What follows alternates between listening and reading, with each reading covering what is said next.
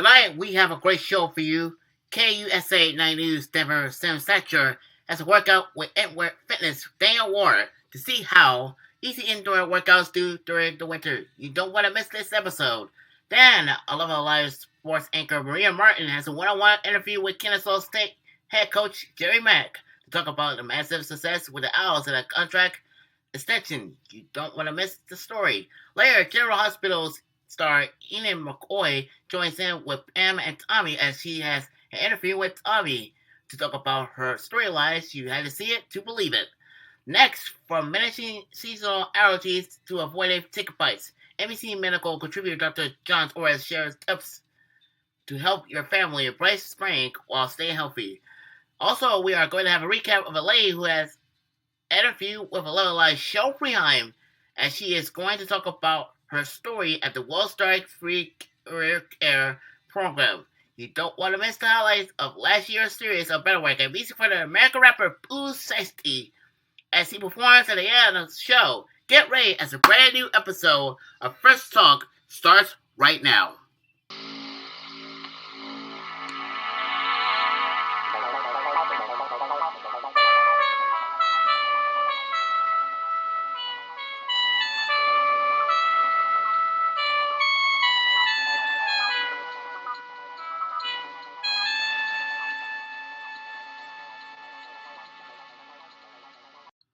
Welcome to First Talk. I'm Qwon Moses, and we have some breaking news for this week's headlines.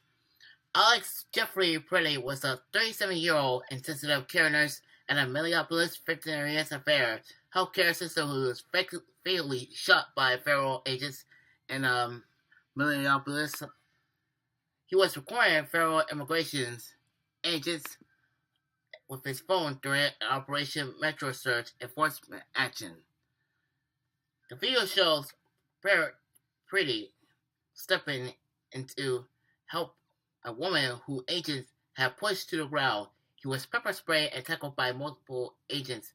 At least 2 agents, 1 border patrol, and 1 custom border protections fired their weapons, striking Pretty multiple times. He died at the scene. He has been active in local protests following the killing of Renee Good. Another Minneapolis resident killed by federal agents. He has been a registered nurse since 2021 and worked in the ICU caring for veterinarians. The 2 agents involved has been placed on administrative leave. The Department of Homeland Security (DHS) is reviewing body camera footage.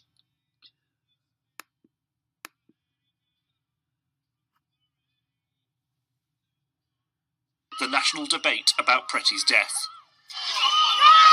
An attorney representing Pretty's parents said the altercation on January 13th in no way justified the officers fatally shooting Pretty on the 24th. Homeland Security Investigations is reviewing the new videos and the incident. It's not known if any of the officers involved in the altercation on the 13th were also there when Pretty was killed. The 37-year-old Renee Nicole Good was fatally shot by Immigration and Customs Enforcement ICE agents in South Minneapolis. The shooting occurred on Portland Avenue during Operation Metro Search, a large-scale federal immigration enforcement operation. Video footage shows agents approaching the SVU after being ordered to exit. She put the vehicle in reverse and then began to drive forward.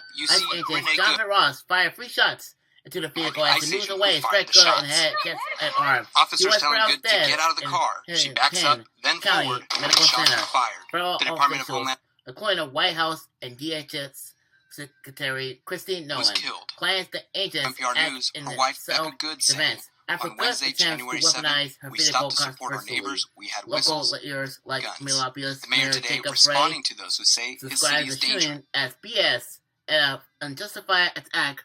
Renee Good is a senior citizen in a murder who has recently moved to Minneapolis, Tennessee.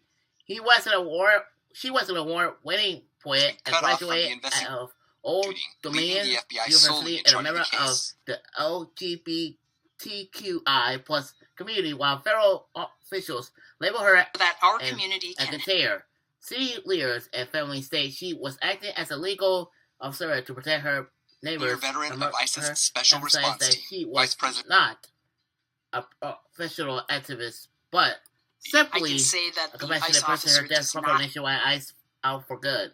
Protesters in a massive vigil in Minneapolis. The FBI is leading the investigation through state officials has expressed frustration over a lack of transparency. Her family has retained the law firm Romanowski and Bladen to seek accountability. Musician Bruce Springsteen released a protest song, Streets of Minneapolis, on January 28, 2026, dedicated to Good and Alex Pretty, another local victim of federal enforcement.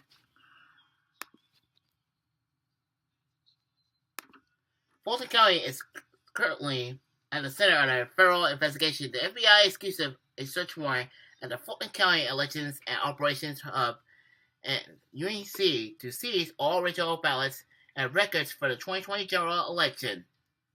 The FBI seized hundreds of boxes containing original 2020 physical ballots, absentees, advance, and provisional tabulator tapes and folder rolls. FBI Director Kash Patel stated the search was based on probable cause determined by a federal judge, following the Department of Justice's DOJ push to assess accomplices with federal laws. Fulton County officials and legal experts have slammed the raid as unprecedented and potentially illegal, knowing that 2020 results have already been confirmed by multiple audits and recounts.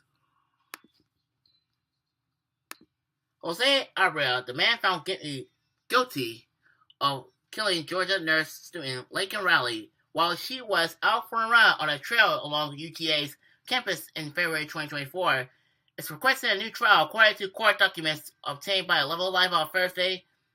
The 26-year-old Abreu was sentenced to life in prison without parole in a bench trial with Ivan Clark County Superior Court Judge H. Patrick Hager back in November 2024. The killing of the 22-year-old rally added fuel to the national debate over immigration, when federal authorities says Abreu illegally added fuel to the national debate over immigration, when federal authorities says Abreu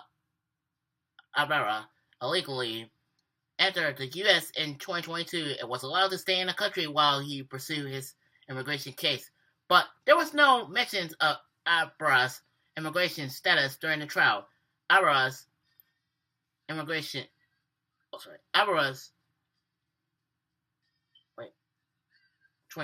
allowed to stay in the country while he was pursuing his immigration case. But there is no mention of Abreu's immigration status during the trial.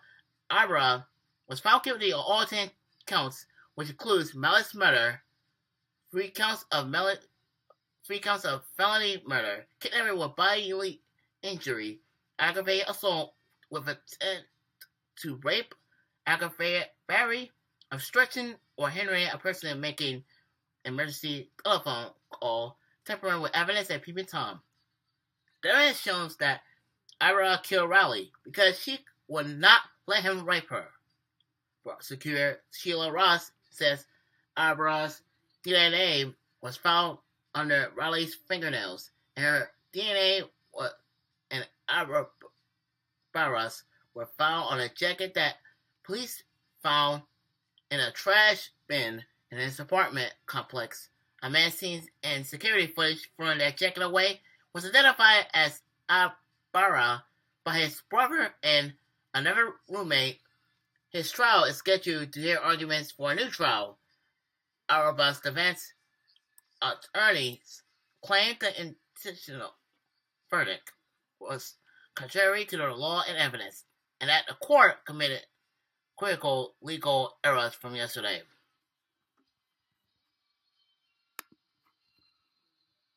Luigi Mangalone is in federal court yesterday for a critical hearing. The judge may decide whether prosecutors can seek the death penalty and whether certain Evidence seized during his arrest will be admissible on Thursday. A Minnesota man named Mark Anderson was arrested after posing as a FBI agent at the Metropolitan Detention Center in Brooklyn in an attempt to secure Managon's release. Manhattan prosecutors have requested a July 1st, 2026 start date.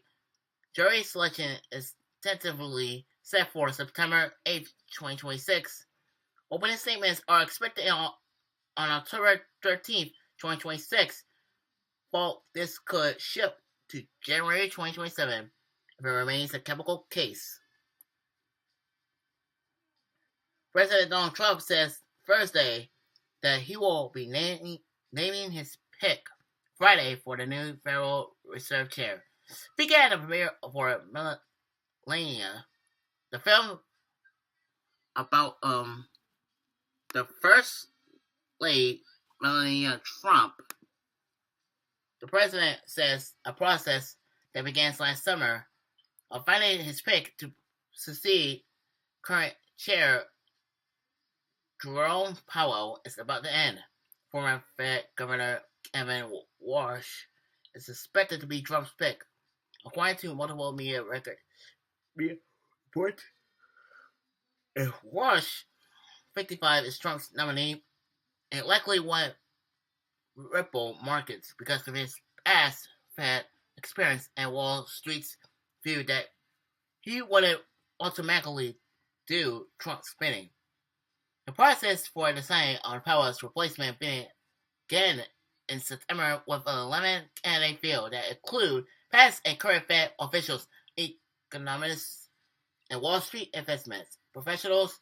Treasury Secretary Scott Bessent screened the qualifying candidates, whittling the list down to 5 and then 4. The final 4 was believed to be Warsh, National Economic Council Director Kevin Hassett, current Fed Governor Christopher Waller, and BlackRock Chief Investment Officer for Fixed Income Rick Rader. Predictions markets has been betting on who gets the job. Hassett has been the leader for some time. Been Warsh for the past several days. Rader, however, that flipped Thursday evening with Kelsey now putting Warsh as a favorite. Trump added that the pick is somebody that could have been there a few years ago.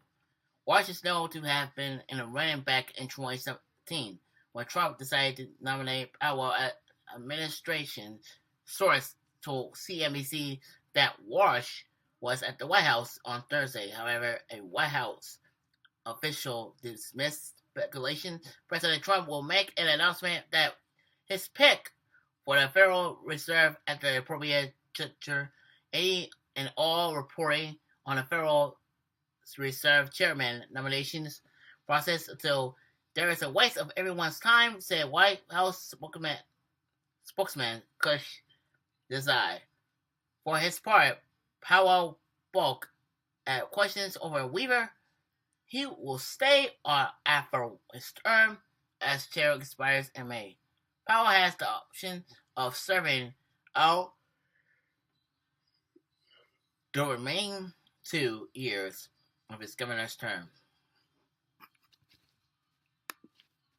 Metro Atlanta is currently under a winter storm watch and an extreme cold watch as a significant system moves through this weekend. This follows a destructive ice storm just 1 week ago that caused over 100,000 power outages. Snow showers are expected to begin late Friday night, with the heaviest accumulations occurring Saturday morning before tapering off by Saturday evening.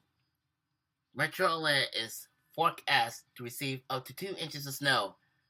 Higher amounts of 3 to 5 inches are possible in eastern Georgia and the northern mountains because ground temperatures are already near or below freezing. Snow will likely stick immediately to roads, bridges, and overpasses, creating hazardous travel conditions. Gusts up up to 35 miles per hour are expected. This will be a dry, fluffy snow that can easily blow across roads, reducing visibility. Governor Brian Kemp has declared a statewide state of emergency through Thursday for the latest alerts extended into the upcoming weekend. The city of Atlanta has opened shelters at Central Park Recreation Centers and all Ellisville Recreation Centers. Coming up, KUSA 9 News Denver Samantha Schacher has a workout with Inward Fitness Daniel Ward to see how easy indoor workouts do during the winter. You don't want to miss this when First Talk returns with this commercial from Air for Men. Great barbershop shaves? Well, thanks to the Conair Hot Lather machine, with the touch of one hand, you can get great old hot lather. Just insert a can of your favorite shaving cream. Nothing softens your beard or soothes your skin like this. The Conair Hot Lather machine.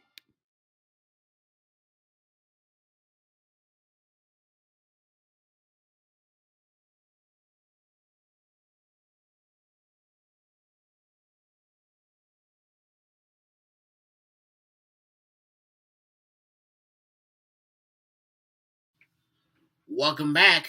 Extreme cold weather is coming for you tonight. So here's KUSA 9 News Denver Samantha Schacher to see how easy indoor workouts do during the winter, along with Inward Fitness Day Award. To do is stay inside and be cozy. It gets more and more difficult to get outside, which, Daniel, we know means less movement. So we got our fitness expert, Daniel Ward of Inward Fitness, to give us a quick indoor workout that does not require any equipment. That's right.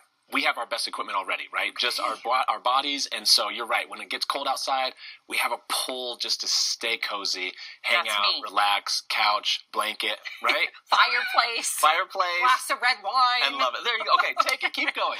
Yes. But research has shown that even short exercise breaks, even during the day or the evening, helps with a sedentary day. And I feel like that would set up the momentum in my mind, too, to just eat better because I know I got out and I moved. You know what I mean? Yes. And so that serves as a catalyst effect, right? When you move, you want to eat better. You want to take better care of yourself. It's a spillover to the rest of your life. Okay, so these are indoor exercises, no equipment. Correct. No equipment necessary. So the first one we're going to do is on time. And if you're at home participating, please join us.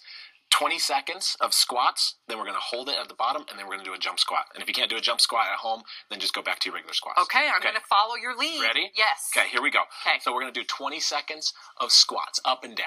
There we go. And we can chat. You can do that if you're at home with your family or your kids. So do you do this? Sometimes. I mean, you know my family. I mean, Jada might be doing V-ups, we might be doing push-ups or burpees or something like that. Their family is the most fit family I've ever met. I can only imagine. Now we're going to hold it. Oh. Right there, 20 seconds. Oh. So now we're just going to hang out. Oh, I'm already feeling it. No hands on the legs. We're good. Does this bother you at all? Like, are you feeling it? Well, I can feel it in my legs. I feel my muscles working. It's burning for me, let's folks. do some more, right? Okay. Now in a few seconds, we're going to either go back to the squat or do a jump squat. Oh, boy. Okay? All right. Up to you. You got 2, 1, and go. Up and down. Up. Oh. And we're going to have to keep going. We keep going. Only 20 seconds. You can do this. You guys are doing just this with 1 me. minute of work. 1 minute of work. You have 10 seconds left. And then we're going to go into the exercise next. Is going to be more of a stretch. Oh, I like relaxation, a stretch. Okay? Oh, my gosh. Right. My legs are like lead. 2, 1. Oh. Shake the legs out. That's good. That's 1 minute. Doable, you guys. You can do that. Commercial break. Okay. No problem. Now, exercise number 2. Let's catch our breath. Okay. We're going to work on some stretching and mobility. Okay. Okay, so this one, you're going to drop down towards the floor in a squat, but then hands go down to the floor and you're going to walk out. Okay, so let's go down. Okay, we have a minute left. Hands, walk out. Bring your left foot up to the outside of your left hand. Okay. Rotate. Exhale. Bring it down. That feels good. Okay. Good? Yep. Now alternate. And that's engaging the abs. Engaging the abs, stretching, right? And this you can feels repeat. good. We can do this, you guys. You can do this, see? So you work hard for a minute, and then you do this for a minute to catch your breath and stretch. And then how many rounds would you want to do ultimately throughout the day? I think you would just go through a minute on each exercise and do this 2 or 3 times. Okay. And that'll break up your day. And go ahead and rest there. Oh my gosh, that feels really good, you guys. Nice job. Simple, Easy, no equipment, it's free, and do it during commercial breaks, right? Everybody loves free. Exhale. Daniel Ward of Inward Fitness, thank you so much. Always great to see you. Coming up, 11 Live sports anchor Maria Martin has a one-on-one interview with Kennesaw State head coach Jerry Mack to talk about the massive success with the Owls and a contract extension. You don't want to miss the story. Then, General Hospital star Ian McCoy joins in with Pam Tommy as she has an interview with Tommy to talk about her storyline. You have to see it to believe it. Later, from managing seasonal allergies to avoiding tick bites, NBC medical contributor Dr. John Torres shares tips to help your family embrace spring while stay healthy. Next, we are going to have a recap of a lady who has an interview with Lemonade Cheryl Preheim as she's going to talk about her story at the WellStar Free CareerCare Program. You don't want to miss the highlight of last year's series of better work. Stick around. First Talk returns right after these important messages.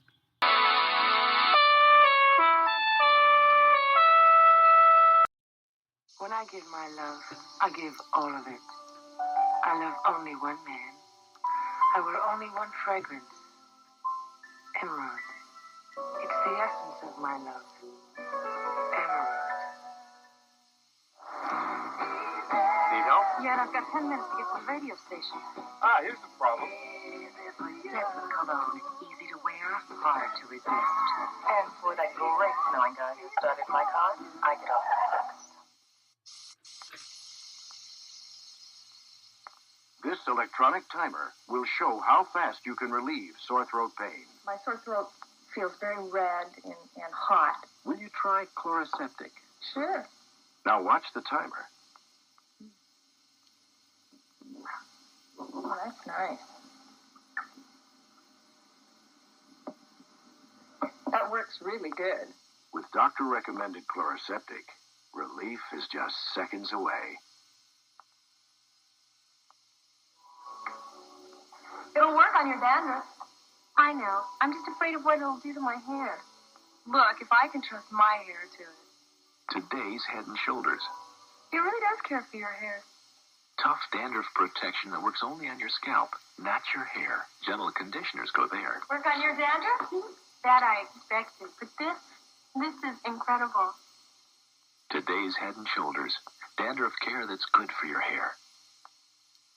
I saw those ladies on TV, and I thought, gee, my mom uses Ivory, and she always looks terrific, even when we're just riding around. So I told Ivory about her.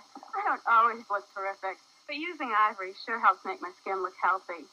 There's something so simple and natural about Ivory. It's mild, and it's not full of additives like most other beauty bars. Washing with Ivory sort of gets my skin back to the basics, and that's important to me. That healthy look, it's pure Ivory. I never knew I had such a big fan with Bethany.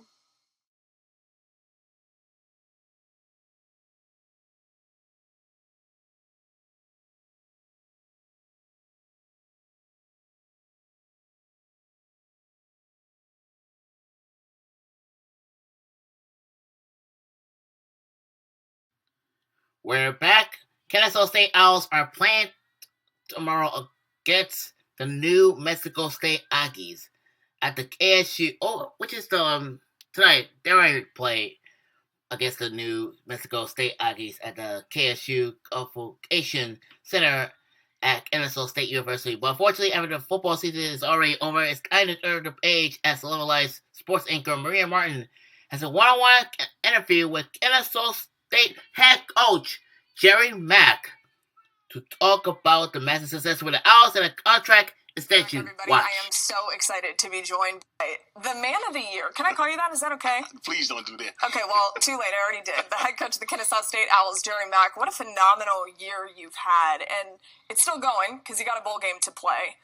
But when you step back and think about turning a 2-10 program into a program that has an opportunity to win over 10 games, What is that like?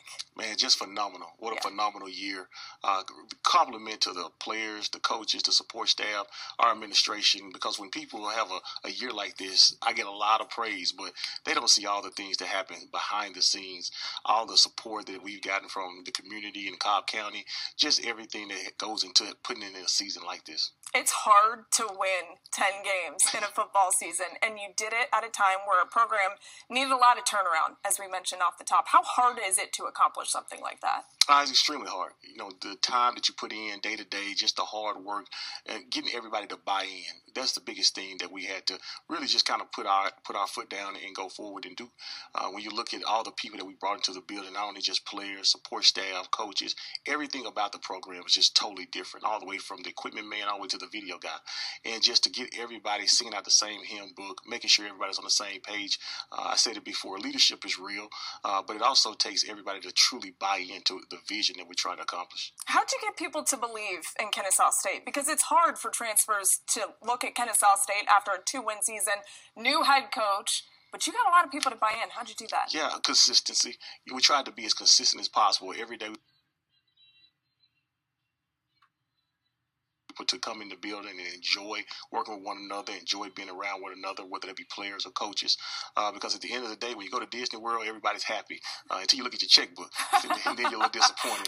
But other than that, man, it was just a really great journey, a really great ride from day one.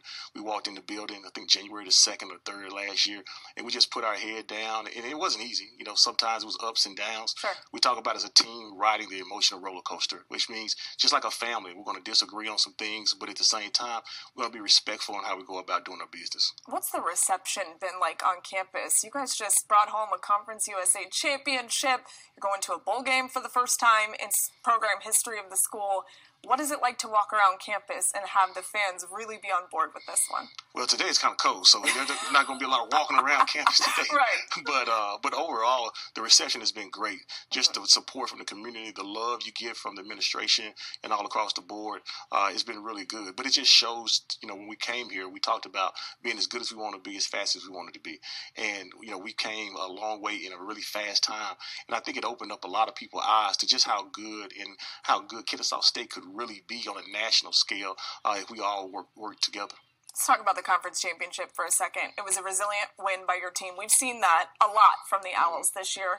How much was that a display of who this team really is? Grit, toughness. It was all on display that Friday night.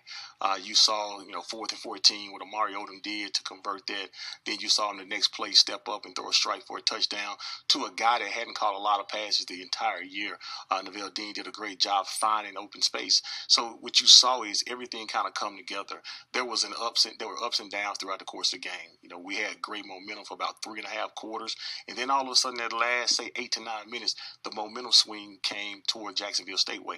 But our guys did not care. They didn't blink. They continued to just press on and push on, just like they've done the entire season. I think one of the first clips I showed at the beginning of the season was my time at the previous school. We came back when we were down and ended up kicking a game-winning field goal, and we rushed the field. And I think that they saw that, and we talked about overcoming adversity all year. It's going to be ups and downs throughout the course of life, but really the teams that have a chance to persevere through the ups and downs is the team that's going to have a chance to be successful at the end of the year. When you say you showed that, did you show it in a team meeting?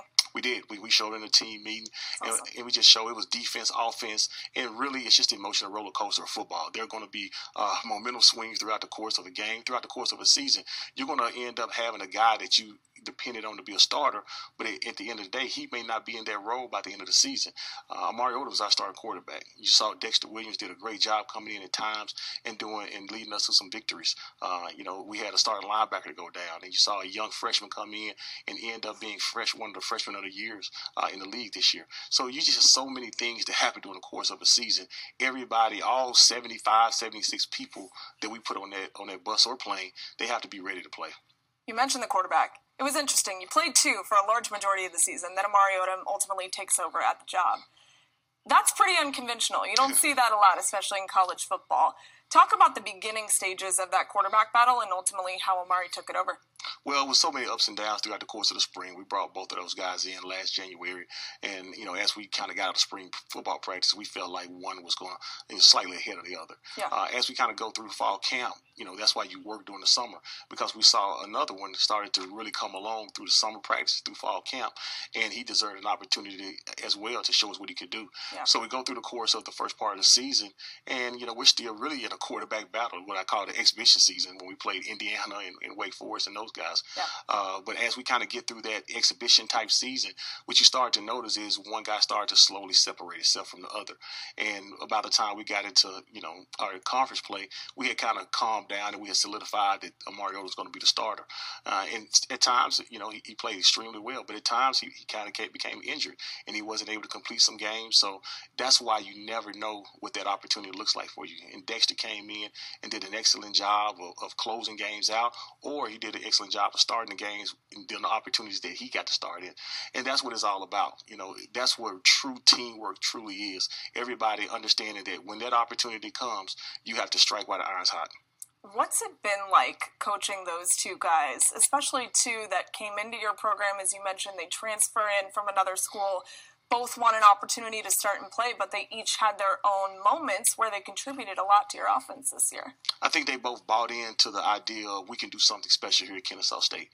Throughout the whole journey, especially when we started to stack win after win after win, it started to become really relevant that, hey, this team has a chance to do something special. Yeah. And I think everybody wanted to play a certain part in it, no matter whether it was, in the second half or the first half, you're the starter, you're the backup. It doesn't really matter. At the end of the day, we always talked about, in the 2025 Kennesaw State football team is going to go down in history. It's the first bowl eligible team, the first Conference USA champions that this program has ever had. So, they all bought into that. Everybody bought into that. And what you saw at the end of the day was a team that they refused to be denied. Okay, it seems. You're chill, you're nice, you're all these things. What gets you riled up on the football field? This is what I talk about. Okay. Game day is the time where I'm calming everybody down. That's my job, to calm everybody down. Yeah. We got some guys that's tense enough for everybody on the sideline. So my job is to try to calm everybody down and kind of be that calming voice. Now, throughout the week, there are different moments and different times. Obviously, the camera's not around, so that's always good. Yeah, of course. But, I have a certain philosophy. I have a certain way I like to coach on the field on game day. Now, the refs may tell you a different thing because those are nice. I've seen some of those. Yeah. I have. Yeah, those where a lot of the conversations take place on game day is the officials. Yeah, I want people to know who you are because you are the nicest and the calmest person, but I know that there are moments in practice where you get fired up. You have to. Yeah. And a lot of times, kudos to our team as well, though. Yeah. We have an older team that has some maturity about themselves. I said that way back. I noticed that back in the spring football. We have some guys that are older that's kind of been around the block, so they understand, when we raise our voice or when we attack them a certain way, they understand that, hey, these coaches mean business. It's time to tighten up. And the best teams are player-ran teams. And this team has done a really good job. We have a leadership council. They do a good job of controlling and just monitoring their own rooms. And those guys help me understand the pulse of the team and what we need to do each and every week to try to get better. Did you adopt that into your coaching philosophy during your time in the NFL, or was that something in place for you before? Yeah, I've been to so many different places and I've been able to pick up some good things and some bad things and studying a lot of different people as well. Sure. So some things that I had already in my back pocket before I ever came to Kennesaw. Okay, I know you don't like talking about yourself, but I'm going to do it again, okay? Because you're Conference USA Coach of the Year, Group of 5 Coach of the Year. You're up for the Eddie Robinson Coach of the Year, which will be announced on Tuesday. Some of the names that are a part of that are the biggest in college football. Kurt Cignetti, Ryan Day, Kirby Smart, Marcus Freeman, Clark Lee. You're on that list. Right. What does it mean to you to be in that conversation? The staff. It's the staff. It's my family. Once again, I'm up here sitting in front of you talking, but there are so many people that work countless hours behind the scenes to make all those things possible. I would not be able to do any of those things if it wasn't for the staff and my family. What's tricky about winning is it's really wonderful and it's great, but it also has opportunities for guys like yourself to move on, your staff to move on. How do you navigate that, and how honest do you have to be with your team that these are realities when we start winning football? Very transparent. One of the things that I think a lot of the players and coaches respect about me is just my transparency. I don't believe in lying to people. I don't believe in leading people on the wrong way, because at the end of the day, it's not going to work out for anybody if you do that.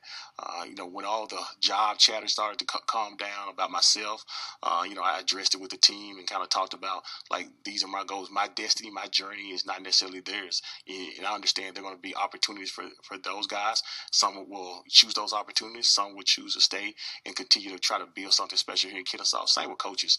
I'm never going to fault anybody for trying to put him and his family in a better situation, because, the goals and aspirations of Jerry Mack are not necessarily the goals and aspirations of everybody in that building. One thing that's really cool is there was a lot of rumors about you getting coaching opportunities elsewhere, being a part of those conversations. In the middle of that, you're working on a new contract to stay here at Kennesaw State. Why was that important for you to sign that? It was very important for me because, when me and my family first arrived, we talked about having stability.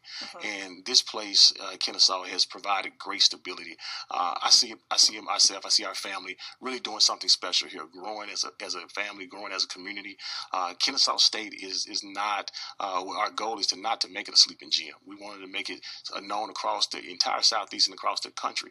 So many special things happening here on campus at the university. I just think that, we're going to do our part as a football program to really bring a lot of those things to the forefront. If you see a guy walking around on the sideline that looks like this guy, it's his dad, actually. So I'm assuming Dad likes it here, too. He does.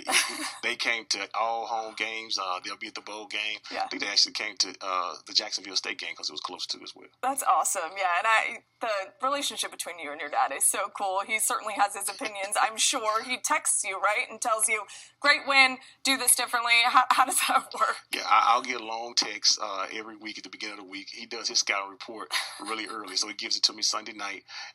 Some of the things are great. Some of the things, he doesn't exactly know what's going on. But all of it is well put to use. And, I can't thank him enough for everything he's meant to me over the years. I didn't have to look far for a role model. He was right there in the next room. Football family for sure. Last question for you, because you do have a bowl game coming up. Very exciting one because it's the first one in the history of Kennesaw State, which is really cool to be a part of. What are you looking forward to have that experience with your team? To finish it the right way. We started this thing, and I think nobody could envision, except a few people that was in the building, that we would have been here at this point in time so fast. So, I just want these guys to understand what a great moment this is in the history of our university, what a great opportunity it is on national television to go out there and kind of put an exclamation point on the season. But you don't want it to be a moment. This is going to be sustained here at Kennesaw State. Definitely. We want to consistently make this part of what Kennesaw State is all about. Playing in bowl games, winning conference championships, just the standard of what it means to be an Owl. Coach Mack, thank you so much. It's been so much fun to follow your team this year, and I wish you all the best in the bowl game. Thank you so much. Thanks to Maria Martin for having an interview with KSU head coach Jerry Mack. And you can watch the video right here on YouTube and on www.levellive.com/video/sports/Kennesaw State. Head coach Jerry Mack talks massive success with Owls contract extension. Coming out, General Hospital's star Ian McCoy joins in with Pam Tommy as she has an interview with Tommy to talk about her storyline. You have to see it to believe it. Then, from managing seasonal allergies to avoid tick bikes, NBC medical contributor Dr. John Torres shares tips to help your family embrace spring while staying healthy. Later, we are going to have a recap of a lady who has interviewed with Cheryl Preheim, and she is going to talk about her story at the WellStar Free CareerCare Program. You don't want to miss the highlight of last year's series of better work. Next, music for the American rapper Qwon as he performs at the end of the show. Don't miss it. Don't miss First Talk returns after this from our sponsors. Like a lot of people, I'm taking better care of my body. Better care of my skin, too. With Skin Bracer Aftershave. Shaving is rough, so I use Skin Bracer. It cools and smooths skin. Tightens pores. That's the tingle. Smells great, too. But Skin Bracer's not cologne. It's skincare that feels good. That's why more men are saying, thanks. I needed that. Skin Bracer, also in spice, takes care of men who take care of their skin. Skin Bracer Aftershave. Morning, Mr. Mailman. Going to Burger King for that delicious breakfast croissant sandwich? What's the problem? Don't let a puppy keep you from that light, moist croissant filled with eggs, melted cheese, ham, bacon, or sausage. He's playing. Here, Fluffy. See get that yummy croissant sandwich. We are hungry, aren't we? The hot, flaky breakfast croissant sandwich at Burger King. I want him to reach asteroid approaching collision course. I want him to grow. Roger, taking place in action. I want him to go as far as he can possibly go. Mission control here. Breakfast. I give him his tanks. Stand by to refuel. Tank gives him his full day's vitamin C. I give him whatever it takes to be whatever he's gonna be. Mom, you're a great supply officer. I start him on his way with Tank. You're my one and only. My creamy deluxe. My only one with butter. You butter me up. Are you sweet talker? Betty Crocker. Oh, honey, what you do to me? You spread with devastation and you lead me on and on. Oh, creamy deluxe. You're the cream of a crop. Frosting with butter. You knock my socks off. Are you sweet talker? Betty Crocker. Right. With the Priazzo Taste of Italy giveaway from Pizza Hut, all you have to do to win is scratch. Scratch and win the sporty Alfa Romeo GTV6. Scratch and win an all-expense-paid trip to Italy, courtesy of British Caledonian Airways. Or scratch and win other great Italian prizes, including Priazzo Italian Pie. Everyone who plays wins. Simply get your special game piece in your local newspaper. The Priazzo Taste of Italy giveaway from Pizza Hut. Mamma mia, just scratch and win.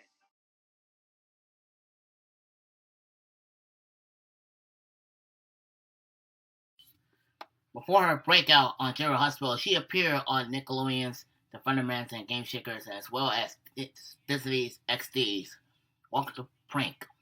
She joined the cast on October 14th, 2015, and recently celebrated her 10th year anniversary with a show in late 2025, played by the portrayal character of Jocelyn Jacks on a long-running ABC soap opera General Hospital.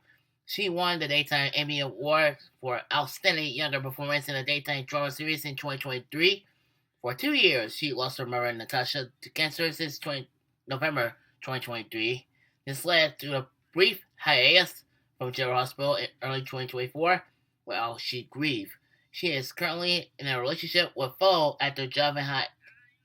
The couple went public with their romance in 2024 and has shared insights into their supportive relationships on various podcasts.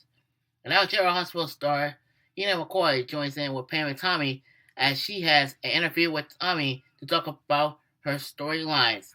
Take a look. Hey guys, it's Jim Halterman from TV Guide Magazine and TV Insider. I'm here to get all the General Hospital scoop from Eden McCoy, who plays Jocelyn Jacks on the show. The video was made without your knowledge or permission, and you did not decide to make it public. People don't know that. The people who matter do. As far as the rest of them, screw them. You can't control what people think. I can't believe this is happening. I've never been so embarrassed in my life. The whole world saw me naked. You are in the middle of a hot storyline, and my heart breaks a little bit for Joss, just what she's going through. What was your first impression when they first kind of told you that this was the story, or you read the scripts and saw where the story was heading? I mean, of course, I don't want to say I loved it, because I feel like that just is a little inappropriate considering the circumstances. But I really did. I thought that, in this time, it's an important story to tell. I think it's newer. I think, we were joking around about it because there's this one line that I have in one of the scenes with Laura, my TV mother, when I come in to tell her, and she's like, "Oh my God, you're pregnant." And everyone would assume that at first, but I'm super happy with this because this hasn't really been done. I mean, I'm sure it has been a little bit recycled, but I haven't heard of anything like this for a while, and I feel like the teen pregnancy thing has been used. So I was really happy. And it's funny because when I got these scripts, I was watching Hulu's Pam and Tommy at the time. I was like, oh my God, that's so funny that they're writing this right now for me, as I'm obsessed with this show. Right. So shout out that show. It was kind of a great guide. I mean, Pam's vulnerability at that time, and her reaction really gave me a little bit more perspective. Okay. So I was really excited when I got the script and the story.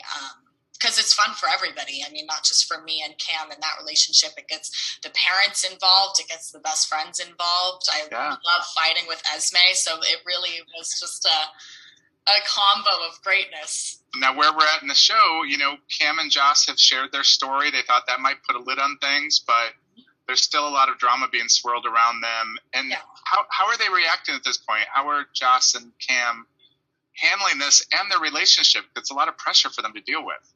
It's a lot. It's a lot of negativity being thrown at them. Cam lost, his summer job, which we were sharing that we were both super excited about.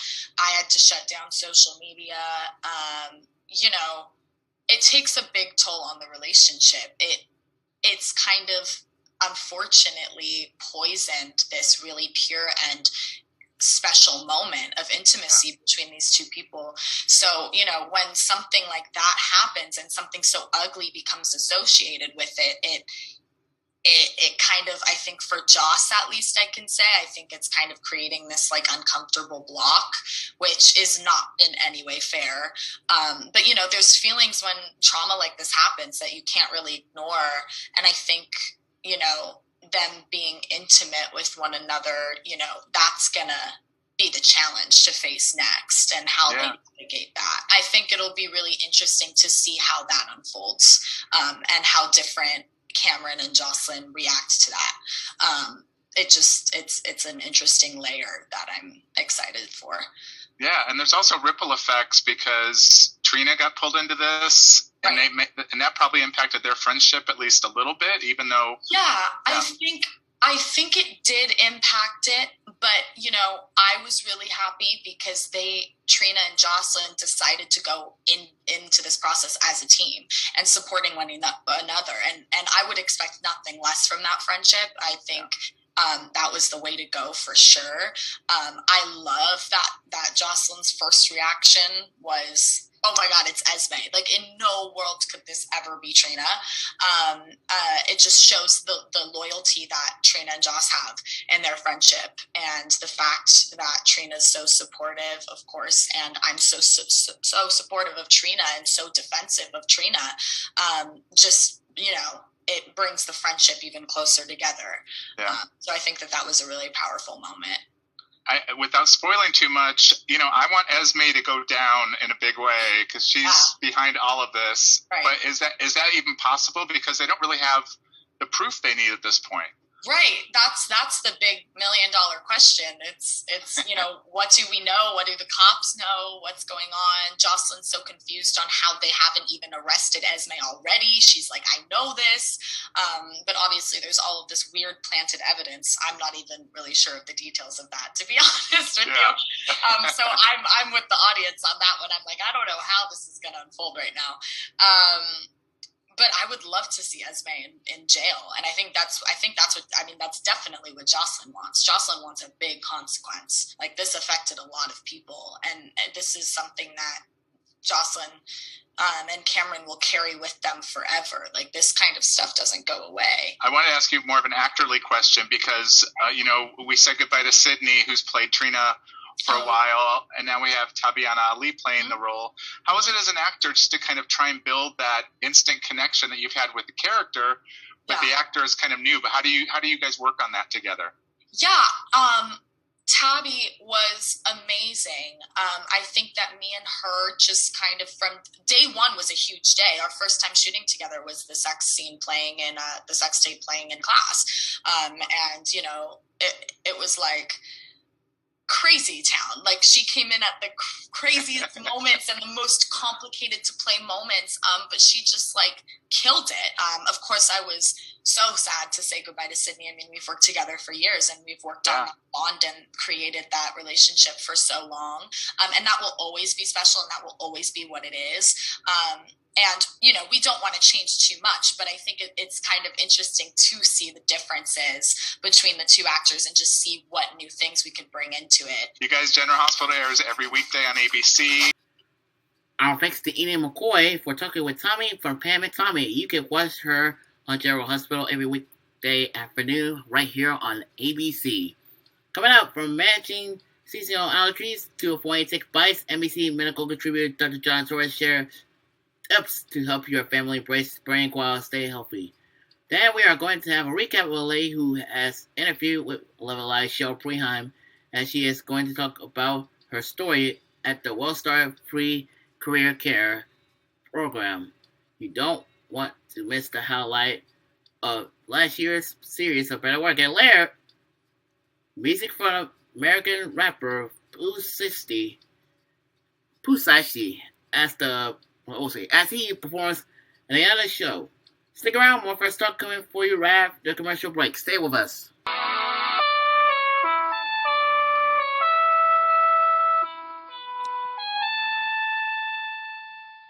Citibank Ordinary Visa and MasterCards won't do.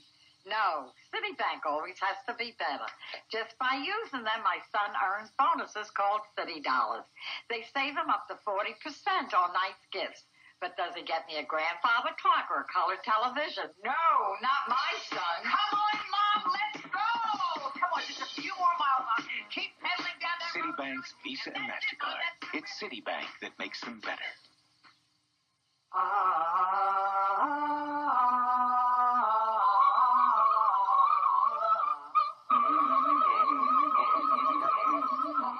We started from scratch to create new Pillsbury's best cookies. Think we're bragging? Just put our cookie where your mouth is.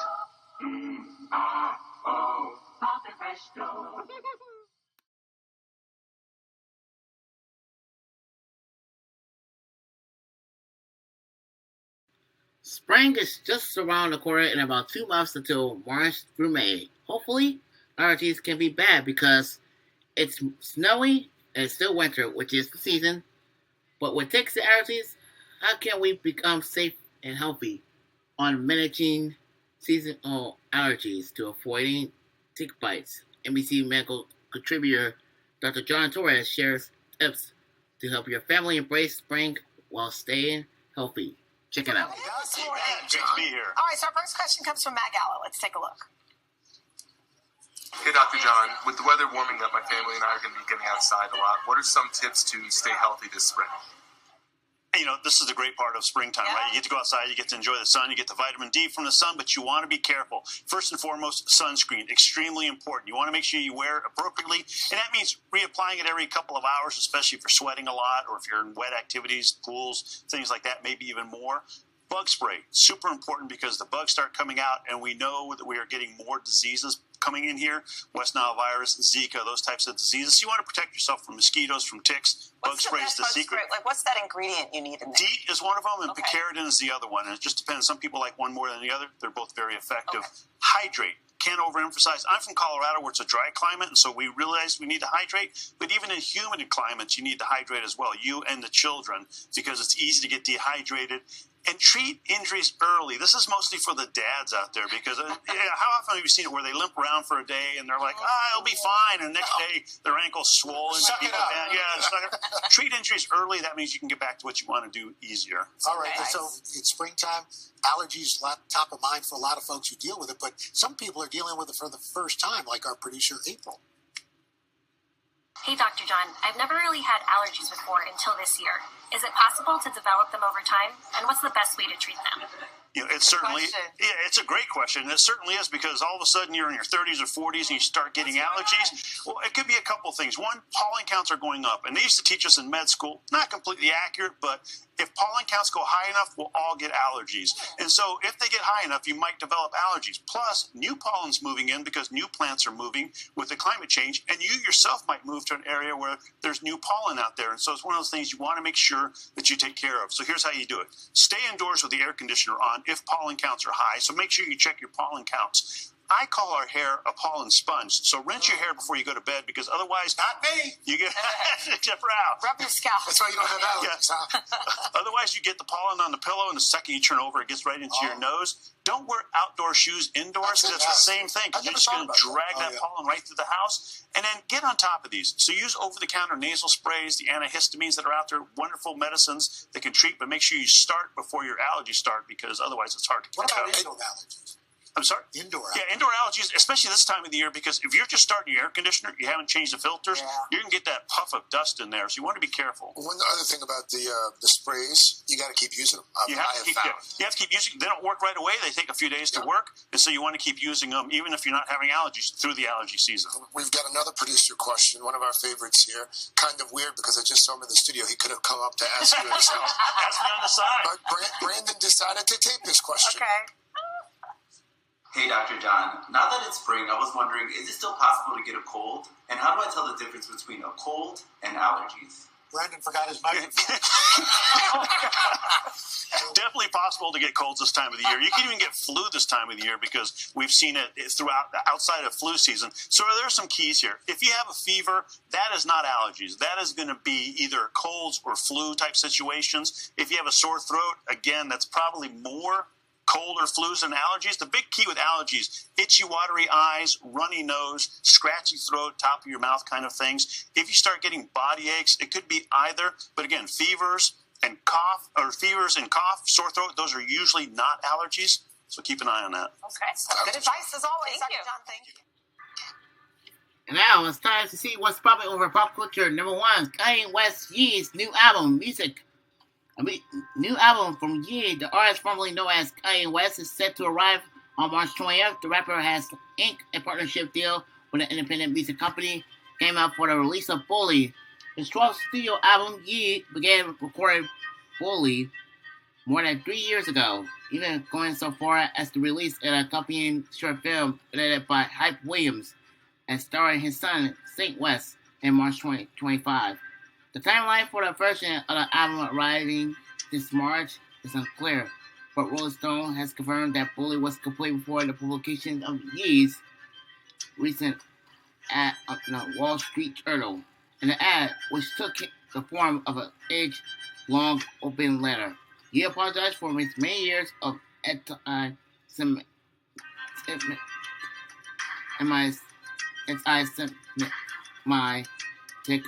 and other controversial comments. Rebel with his bipolar disorder diagnosis, address selling Swastika merch and reflect on letting the black community down. The letter did not directly address any of the legal claims he's currently facing, including sexual harassment, assault, and wrongful determination. Lawsuit that was brought by his former assistant in 2024 for a spokesperson. West previously denied the accusations. I'm not asking for sympathy or a free pass, for I aspire to earn your forgiveness. The letter read, I write today simply to ask for your patience and understanding as I find my way home. A press release states that Bully will capture Ye in these moments as he wrestles with remorse, memory, ego, faith, and consequences. The release also claims that while the album is meant to be a documentation of his internal experience, during this time it does not double or function as an apology or redemptive effort. With Bully, Ye is said to be using music as storytelling rather than defense.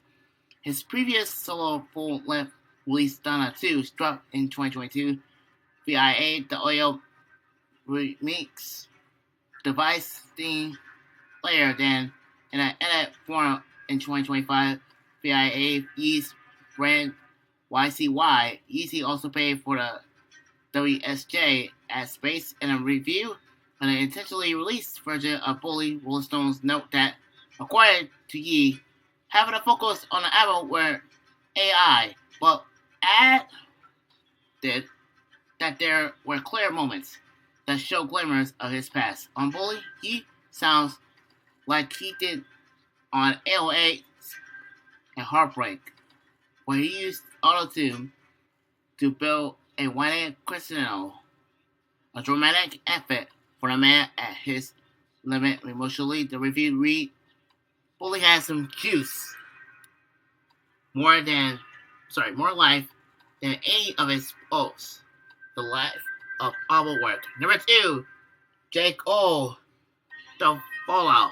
The Fallout is an upcoming series and reportedly final studio album by Jake O. Currently scheduled for release next Friday.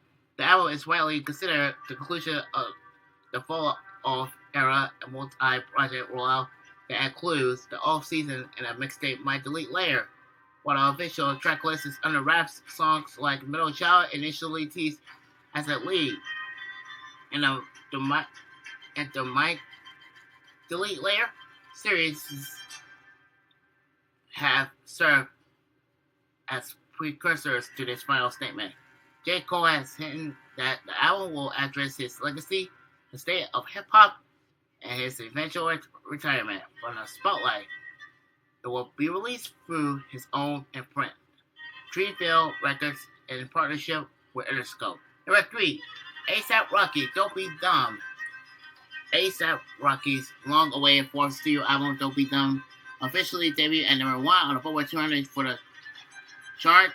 This marks A$AP Rocky's third number 1 on the Billboard 200 since At Long At Last A$AP in June 2015 and Long Live A$AP February 2013. Rocky's third album to reach the top spot with 123,000 units moved, while also launching 11 tracks on the Billboard Hot 100, including 3 in the chart's top 40. He doubles his career up 10 total on Billboard's Hot 1 R&B Hip Hop Songs charts, thanks to the combo of Helicopter and Stay Here for Life. The latter featuring Brett Fayez. Both tracks are from the rapper's new album Don't Be Dumb, which soars in at number 1 on the top R&B Hip Hop albums chart, as well as the all-genre Billboard 200. Stay Here for Life opens at number 7 on Hot R&B Hip Hop Songs, while Helicopter flies number 29 to 8. In its second week on the charts, to pair A$AP Rocky's third and fourth top 10 appearances. Rap an 8-year absence from the regions, the rappers first visit the top 10 with a number 2 hit, Effin' Problems, featuring Drake, 2 Chainz, and Kendrick Lamar. February 2013, a return when he and Cardi B featured on G-Eazy's No Limit, which peaked in the runner-up spot in January 2018. And the good news is, he is the musical guest for First Talk this coming February. Stay tuned for the updates. Number 4, The Pit, Noah Wild, Tracy Half-Picture.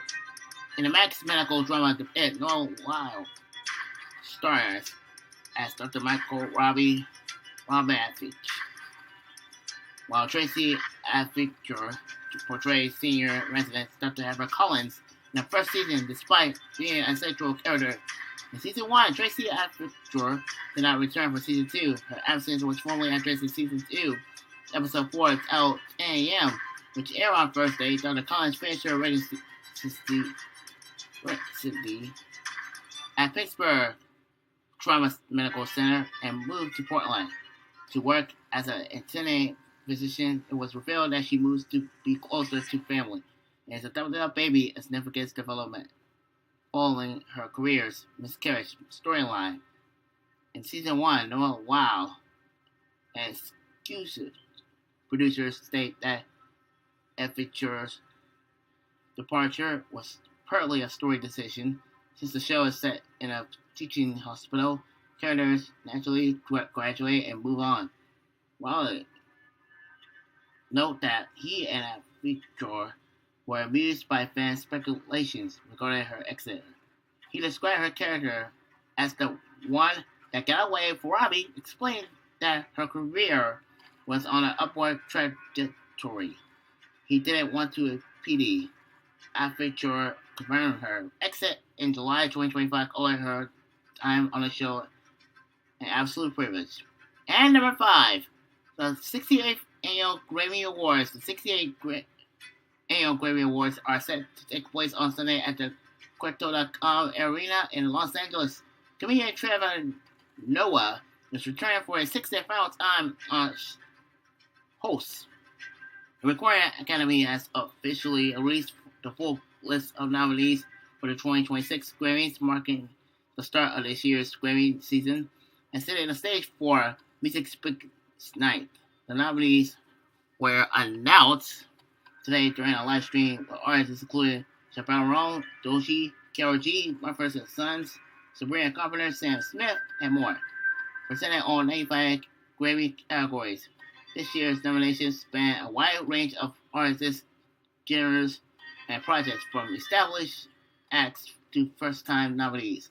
Across pop, country, rap, R&B, Latin, global, jazz, and beyond, reflecting a year marked by wide-ranging creativity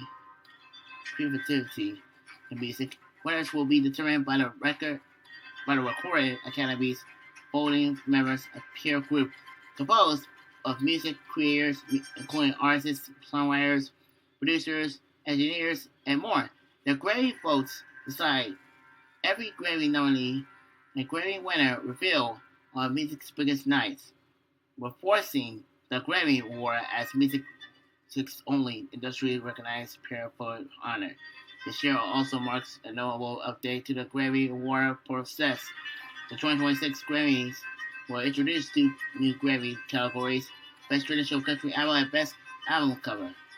These additions further the Recording Academy's commitment to recognizing a broader spectrum of artistic craft and honoring the evolving ways music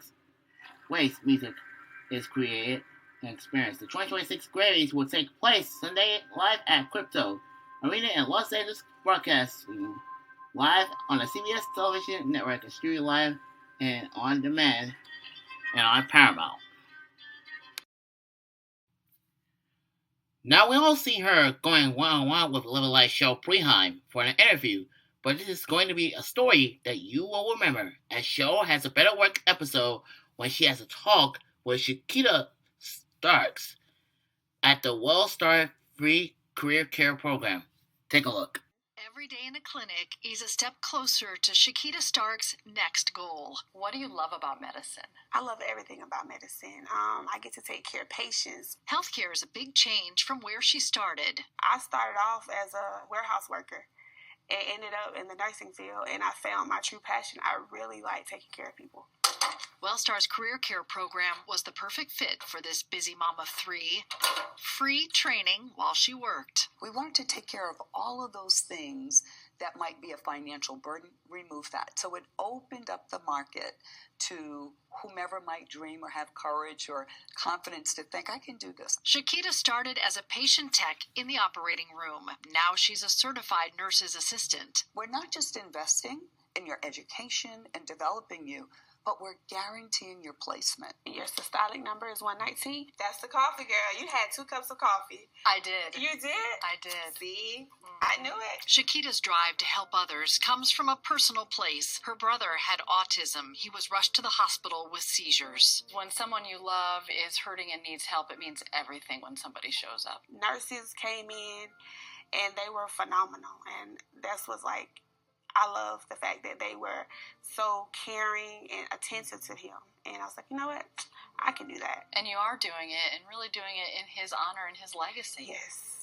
I love it. In her brother's memory and for her family's future, she's already working to do more. Now, I just enrolled in Chat Tech for my nursing degree. You've taken one step and you're already thinking about the next. Yes. You can't stop. You have to keep going, especially when you have little ones and people that's looking up to you. My ultimate goal is to be a nurse. How much has this career changed your life? Income-wise, definitely changed a lot. My life in general has definitely changed a lot as well. For Better Work, Cheryl Preheim, 11 Alive News. Our thanks to Shakita Starks for having an incredible story with Cheryl Preheim. And on next Saturday, which is this Saturday, Cheryl is going to have a recap with a 21-year-old HVAC technician who used it to build a career, buy a home, and dream bigger. You gotta watch the story that will change his life forever as Better Work continues And on February 21st, Cheryl is going to have a one-on-one with WellStar Free CareerCare Program, Assistant Vice President of Leader and Employee Development, to talk about the program and get an inside look on what the program looks like. You don't want to see this. Next, we will wrap this show up with music from the American rapper KUSA as he performs at the end of the show, right after the sports report.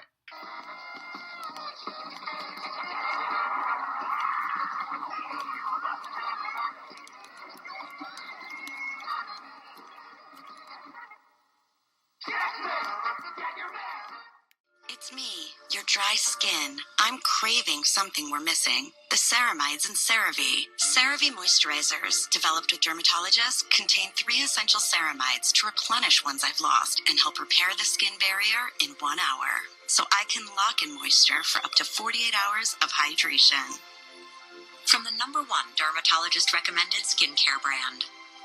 And now, introducing new CeraVe Anti-Dandruff Hair Care.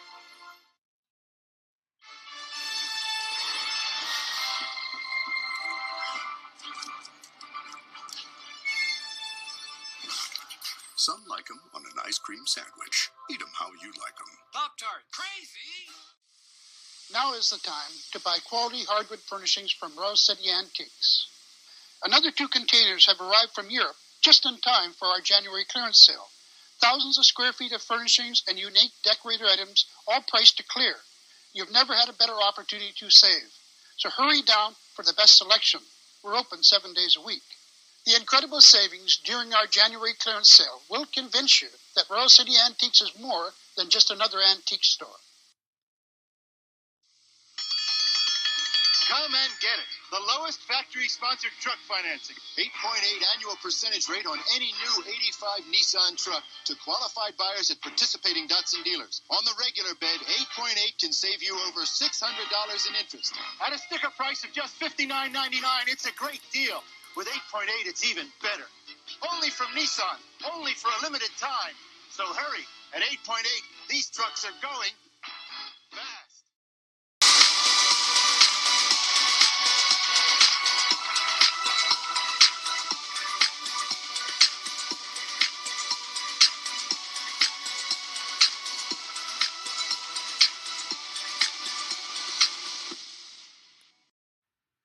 All right, let's get on to the sports report with the Georgia versus Texas A&M. The Aggies seized control early behind a 22-0 run while holding Georgia to just 2 points for nearly 5 minutes of action. Let's take a look. Texas A&M led 51 of 41 half, 45% from the field, and went 19 of 20 from the free throw line. Underway with the Aggies winning the opening tip. Texas A&M 47. The Georgia Early in the second Bulldogs half, the in Aggies white. knocked down to two three-pointers after entering the game shooting 18 Transition, the layup is in for Smurf. That's what Georgia does. Forces turnovers and quickly in the front court. With 69-66 with just over 9 minutes remaining, but the Aggies answered with back-to-back three-pointers from Ali Dibba and Jakari Lane to regain control. Texas A&M closes it out at the line and extended its winning streak against Georgia to 7 straight meetings. Marcus Hill scored 50 points for the Aggies. Ruben Dominguez, at 13, and Dibba finished with 15 off the bench. Aggie recorded his 10th double-double of the season. Jeremiah Livingston led Georgia with 17 Real and AG are going to be bruising each other for the rest of this game. Dominguez back to AG on the return. Another three. Got it. AG not afraid to show off a 18 points and rebounds, 50 rebounds. Texas A&M drive, finger roll, yes. Catching. Georgia 92-77 on Saturday to stay out of and then Georgia can't hit from close range. Dylan Jenkins, don't they? Fun to watch, fun team to cover.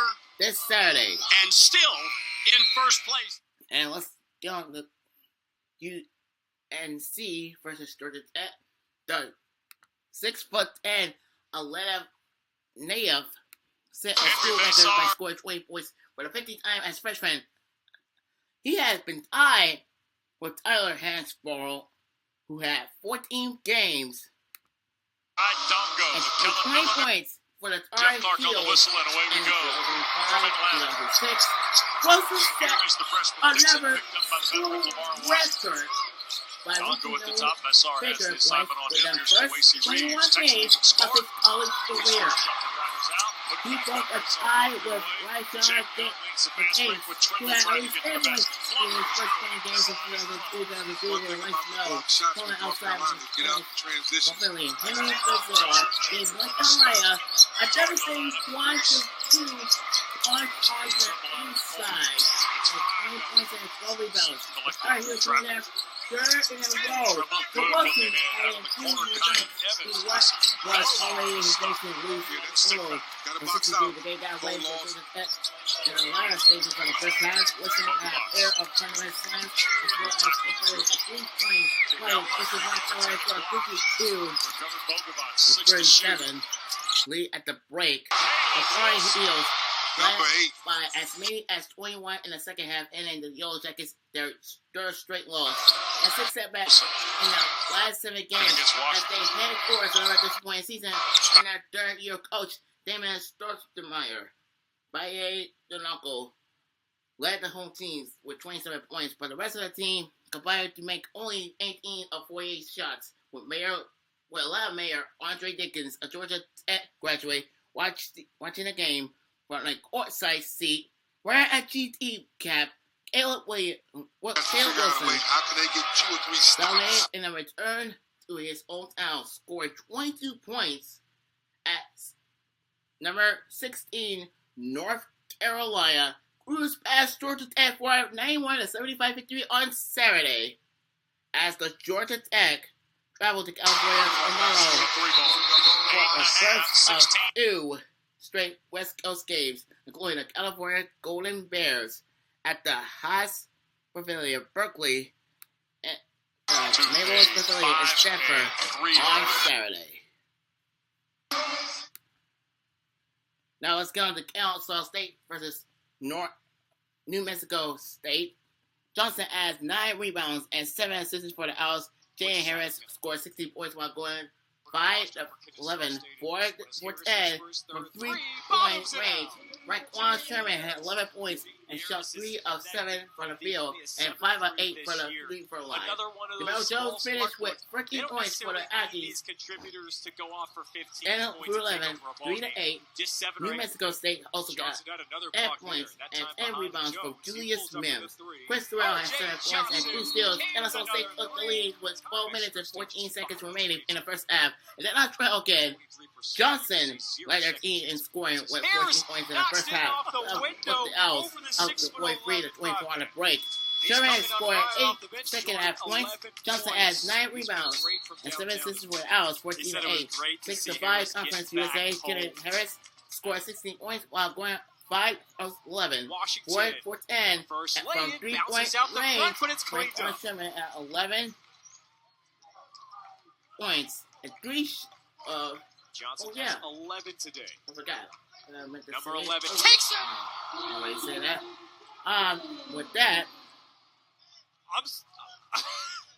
R.J. Johnson has 20 points in the Kennesaw State's 76-53 victory against New Mexico State on Saturday. That next game is Jack State at the Pete Matthews Coliseum in Jacksonville, Alabama, this Saturday. Now let's go on to the Hawks versus the Pacers.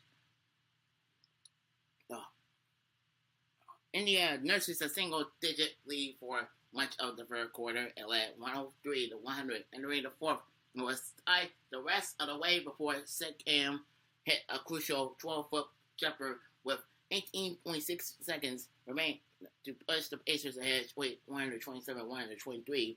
Aaron Smith added 23 points. And then Broad had 10 assists and Sid Cam shot 11 of This is a good three-point shooting team again. They made 18 on Monday against the Pacers. Daniels with the left hand got it. I thought he was a shooting team again. They made 18 on Monday against the Pacers. Daniels with the left hand got it. I thought he was a years and we are tied at 2. Pacers had 1-7 of their past 12 games. Basketball after starting on Muhammad Gay. They've got their hands on a lot of balls here early. Has played all year. Had 2 possessions. Series of 3. Never got it. Right? Achilles. You're right. I think the game at Oklahoma City although that's NBA Finals last season, Indiana jumped to an 8-33 lead by the right hand got it. 45 second quarter. The Hawks. I was going to ask you, was that the patience that you were break? It was Indiana's high score half of the season. The Pacers got 58% from the field to put 11 to 25%. Three players, Anthony LeBron scored 26 points. As I also got at 25, and the Indiana Pacers out off the Atlanta Hawks 129-124 on Saturday night. Their next game is the Miami Heat at the KUSA Center in Miami, Florida.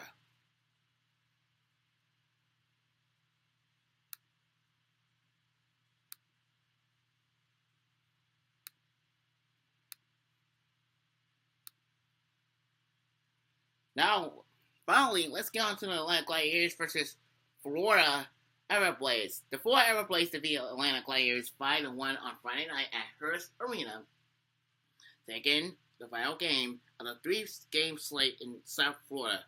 Florida leaped out to a 4-0 lead before taking the game by a final score of 5-1 to win its first game in the season series.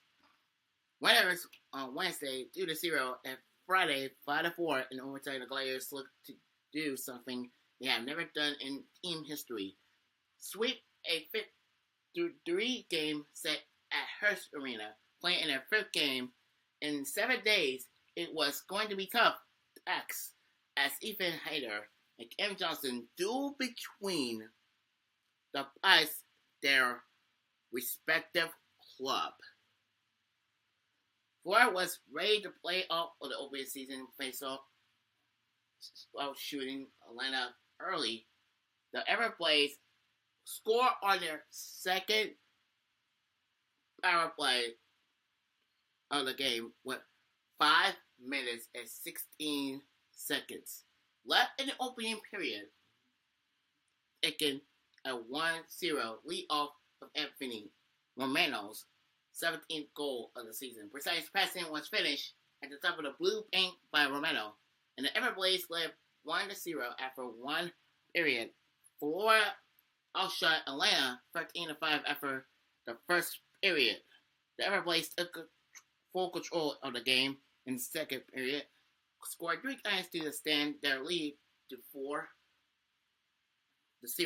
by the period's end. First, Sean Allen scored on a shot from the left point 60 in 6 minutes to 29 seconds into the period to make it a 2-0 game.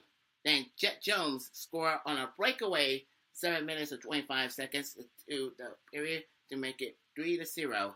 And a late power play goal on a tip from Craig Neum added more salt to the wounded with 41 seconds left in the second period to put Florida up 4-0.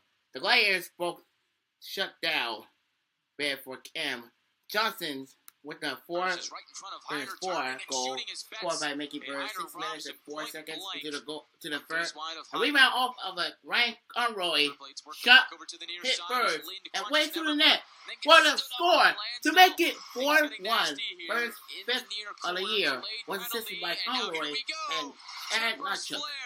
The Everblades scored again about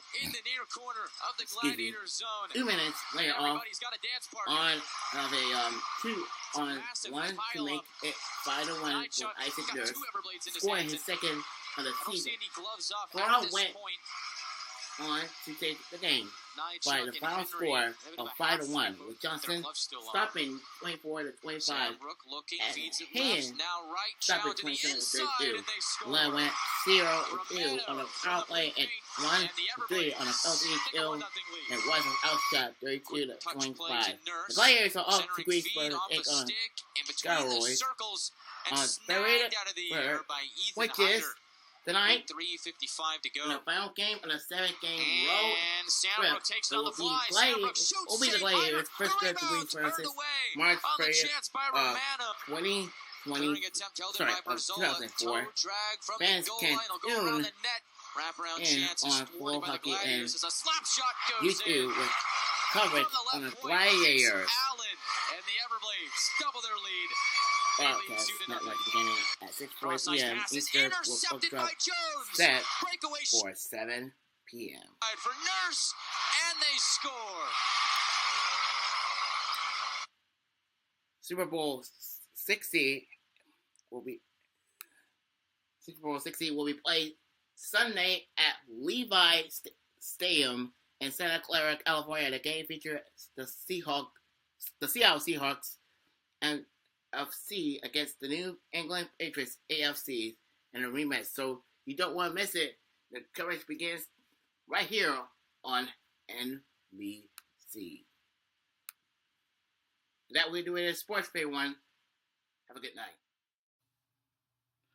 We have an update on this breaking news tonight. Journalist Don Lynn was released from custody Friday after he was arrested and hit with federal civil rights charges over his coverage of an anti-immigration enforcement protest that disrupted a service at a Minnesota church. Lemon was arrested overnight in Los Angeles while another independent journalist and 2 protest participants were arrested in Minnesota. He struck a confident defense tone while speaking to reporters after a court appearance in California, declaring, "I will not be silenced. I have spent my entire career covering the news. I will not stop now," Lemon said. "In fact, there is no more important time than right now, this very moment, for a free and independent media that shines a light on the truth and hold those in power accountable." The arrest has sparked sharp criticism from news media advocates and civil rights activists, including the Reverend Al Sharpton, who says the administration of President Donald Trump is taking a sledgehammer to the knee on the First Amendment. A grand jury in Minnesota indicted Lemon and others on charges of conspiracy and interfering with the First Amendment rights of worshippers during the January 18th protests at the city's church in St. Paul, where a U.S. Immigration and Custom Enforcement official is a pastor. Catherine O'Hara, a legendary Canadian-American actress, comedian, and screenwriter, passed away yesterday at her home in Los Angeles.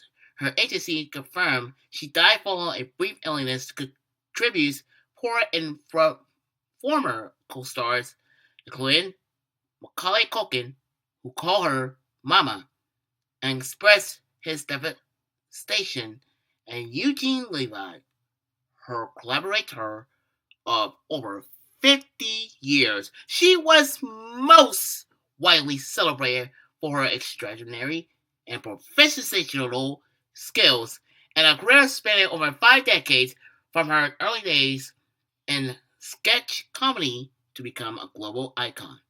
Through roles in Home Alone and Schitt's Creek, she was 71 years old.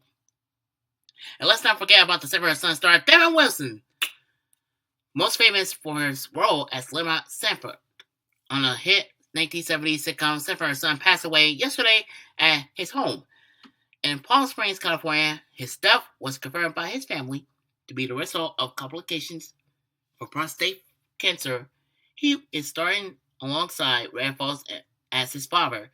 Fred Sanford was to play the straight man in one of television's most groundbreaking black-led sitcoms, so as the short-lived series Baby I'm Back 1978 and played Oscar Madison in the new Odd Couple 1982 in 1983, and his final acting credit was in the 2023 series Illinois Beach. He was 79 years old. And before we leave tonight, I have a special announcement for these two women on Live It Alive. You all know this beautiful lady who has been on Live It Alive for 8 amazing years, along with people, community stories, big questions, and personal challenges that have stretched her into the journalist and the person she's become. As she stepped back from local TV to focus on her family, 2 little girls who are growing too fast, Lisa Lucas wanted to say thank you for those who took the chance to hire her. To the many who trust her to share their stories, everyone in and out of the newsroom, who challenged her to push harder, and to her teammates and fellow journalists who helped carry her through ups and downs. They laugh, cry, and leaving her team is the hardest part, and she can't do goodbyes. As many of you will know that she'll be crying at anything and everything, but this isn't one to her. Journalism isn't done for Liza yet, but their circle is small, and she'll keep posting here and writing where she can, elevating the good work happening every day in Atlanta, which will still be home. This is just one chapter to end for Lisa Lucas as we say goodbye to her yesterday. And for Cheryl Preheim, she is in Milan, Italy to do the coverage for the Millennium Olympics this Friday, and so as Atlanta Company this week. And I feel so surprised that Cheryl's birthday is yesterday, and I wanted to do a collage for her birthday and her years of being a journalist and an anchor on Love Life, of being nerdy and dweebish in dorky outfits. It's a surprise that you won't see, but we'll look out for her when you talk to her on the phone. We wish Cheryl the best of luck as she takes on the Millennium Olympics. NBC is the exclusive U.S. home for the 2026 Millennium Cortina Winter Olympics, which are scheduled to take place from February the 6th to February the 22nd, 2026. She is covering her 8th Olympic Games at the 2026 Winter Olympics in Milan and Cortina, Italy. Starting in early February, she is reporting on Team USA behind the scenes moments and local culture for Little Live, with coverage beginning around Friday.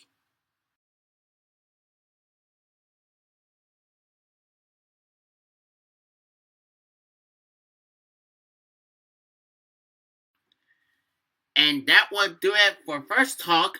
I'm Qwon Moses. Thank you for watching as we leave you out with this musical guest, as he is a prominent Memphis rapper signed to Gucci Mane's 1017 Records.